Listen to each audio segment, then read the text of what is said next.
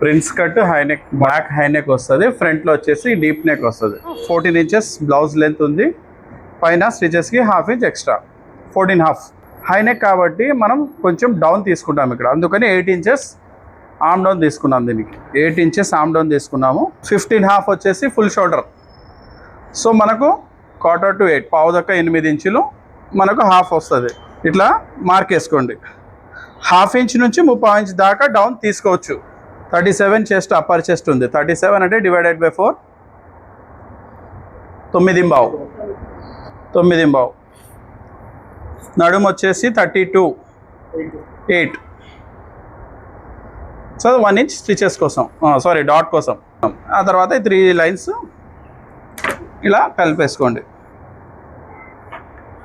2 inches stitches కోసం. ఇప్పుడు high నెక్స్కి చెప్పాను కదా, స్ట్రైట్ వేయకుండా మనం ఒక 1/2 ఇంచ్ కానీ 1 ఇంచ్ ఇట్లా లోపలికి తీసుకోవాలి స్టిచ్.